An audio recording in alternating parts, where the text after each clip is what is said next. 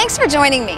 My name is Elizabeth Alfano, and I've been working in the visual arts for over 15 years. Either in my art gallery or my accessories design business, I've met hundreds of artists over the years. Painters, designers, glassblowers, chefs, all working from their tiny, closed-off studios. Join me on Fear No Art Chicago and let's go behind the scenes to check out all that's being made and get into the hearts and minds and souls of Chicago's artists.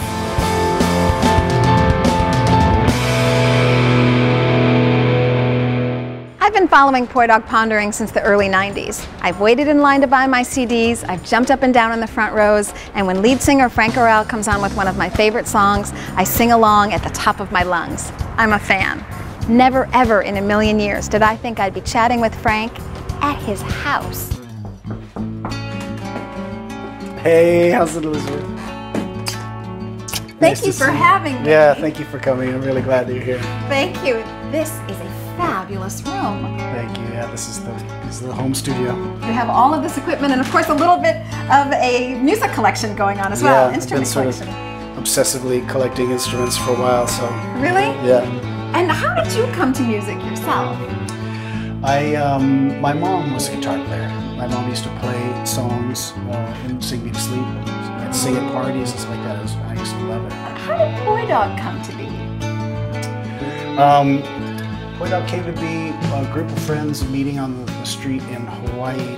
We just started imagining this trip on the mainland where we'd be playing, you know, on the street and having a beatnik adventure. And we just made it happen and then traveled for a year across the mainland as street musicians. That was the birth of the band. Oh, that's great history. Yeah. Would you like to play us something in this music room? Sure, yeah. A lot of times I'll just start to move around the room. You know, like try different ideas.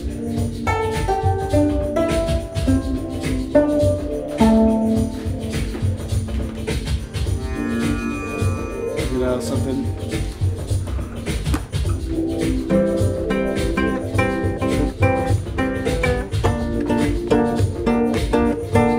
So this is your canvas, your background. A lot of times the lyrics will start from there. You're just vocalizing. As I'm going farther into music, I like being more like emotional and reacting emotionally rather than. I think younger, I really had something to prove in a certain way that was oftentimes my ego, my intellect in a certain way, like kind of going like, look at this thought I have, you know, like this kind of thing like that. But as I think as I'm getting older, it's just like, oh, I want this emotional sound. Oh, what a great experience to see where the sounds take you. I was going to make some lunch. Are you hungry? Yeah, sure. Well, this is amazing. Because cooking to me takes a lot of time, so that you can find the time is surprising to me because you create more than anyone I know. You're producing your own CDs for Boy Dog. Of course, you write the majority of the songs. You do poetry. You're cooking. How do you keep going? A lot of times I'll just go to clear my head. I'll just go buy like a bunch of vegetables and some nice piece of meat, and I'll just like crank the stereo and then just sit here and just like cook for 3-4 hours, you know. So you must be very driven. Yeah, I guess I am. I do like creating, you know, I like it. It also drives me crazy sometimes because it's, you know, it's filled with emotional ups and downs. Like, you know, when something doesn't come together creatively, then you're kind of bummed out. But I think it's the same way with painting. Like when I go to paint something. You paint? Yeah. Oh my God, the list just grows. Just like music with painting, so if I have an idea for a painting, I start working on the painting. Inevitably, at some point, the painting just goes south, or it just starts to look terrible. And I feel like I can't rescue it. It's the same thing with working on songs sometimes, you know. And at that point, do you leave it? No, yeah, at that point you just have to pull up the machete and go through the grass, you know, and you have to come out the other side.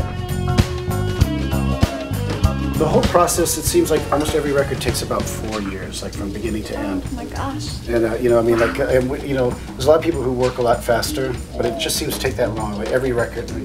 We've been around for 25 years, we have 7 records, you know? Yes, it's like, because when you guys are on stage, I mean, it's a full-blown performance. I love that part of it. I love the planning of the shows and just thinking about something special to bring to the crowd. Nice. And I like knowing that at a certain point during the night, this is going to happen and it's going to blow the audience's mind.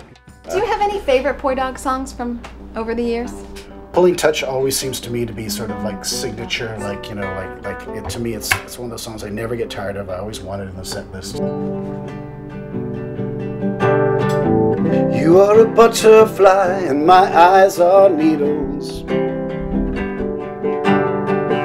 The cold has your breast and my hand is on fire. You resting and reposing, oh my veins are pulsing. Nothing can cure me but your pulling touch. Well, when I think of your music, to me it's so celebratory, and it has that sense of wonder of the earth and the world around us and our relationships. And I wonder, do you have to be in love to write that kind of music? Maybe. You know, and it could be that love could be like of a new place that you're living, or, you know, or of travel, or a new way of sort of, you know, looking at life, you know, like you know, I would say like right now I'm really interested in travel and really interested in like music from like Brazil and Argentina and stuff like that, and that's sort of like there's a sort of romantic feeling going on, you know, in me right now with that sort of in my life. It's evocative and it's, you know, it's inspiring. If you're creating so much, when is there time to digest and think? You know, that sort of downtime that the creative process needs. Yeah. You know, for me, that happens when I'm on tour. I carry this guitar because it's a small body guitar. It's got a short scale neck, and it never goes in a case. I just put it like in an overhead compartment, you know, because that way I'm waiting for the train, you know, whatever, boom, playing it. And that's when like all my ideas come, you know. When I come home, I barely write at home. It's like the telephone's ringing, you know, someone wants me to respond to an email, you know, it's like, you know, so. So sometimes you sort of miss Poi Dog, if you will. Oh yeah, I mean, Poi Dog is completely in my blood. It's kind of my life's work, you know, in a way. Yes. That's the way, I mean, I really look at it. It's something that I'll do until I die. It just pays for itself. Like when we go do a show, it pays for itself, and we walk away. Like no money goes in the bank account, you know. It's like, no one lives off of Poi Dog? No, not at all. Can't possibly. I mean, we don't really sell records. We have good attendance here in Chicago. No, I've bought them. It's sort of the thing that we do it because we really like it. I see you as so successful. Do you see yourself as successful? Yeah, I do. I'm really happy, and I live the life of a musician, you know. And I know, even though sometimes like the lifestyle might be hard, I always feel lucky, you know. So do you write only for yourself then? I do, but I you know, a lot of times I feel like I'm writing for one person with headphones on, because I know for me, all my really powerful like music moments, you know, either with headphones on or like, you know, in the room with the stereo, like, you know, like really having this one-on-one relationship with the music, you know, and so. This doesn't surprise me, because to me a lot of your lyrics are storytelling, and in that sense I feel that you really want to capture someone and bring them along on an experience. Yeah, and I think it's easier to have that, you know, honest like expression if you're talking to one person. Butterflies floating around my eyes, hip on belly bowl, giddy intestines inside. I'm singing like a hummingbird with your honey in me sweetly. The softness in my rib cage with you naked lying next to me now.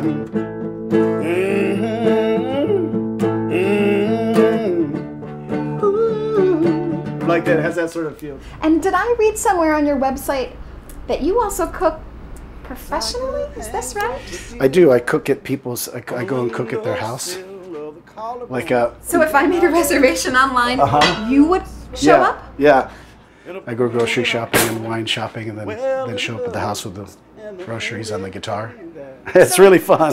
Yeah. So how is it that a Hawaiian boy finds Chicago to be such a warm place? I was really kind of going to New York. I had a lot of Hawaiian friends in New York, and but I stopped in Chicago kind of on the way. Got stuck? Yeah, and I'm really happy to be here. And I think on a musician's wage, you can live here and work.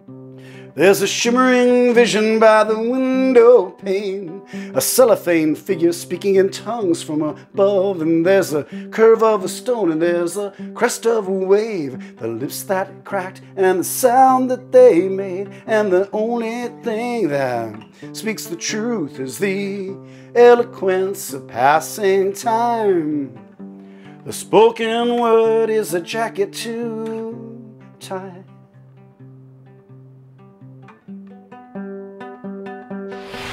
There's an artist and a creative spirit around every corner and in every alleyway. Join me on the next Fierno Art Chicago as we go behind the scenes to check out the fascinating and unique world of the independent artist.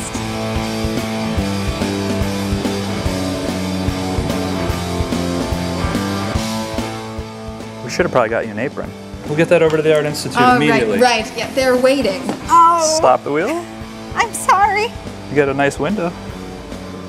And I can invade your space. This is allowed.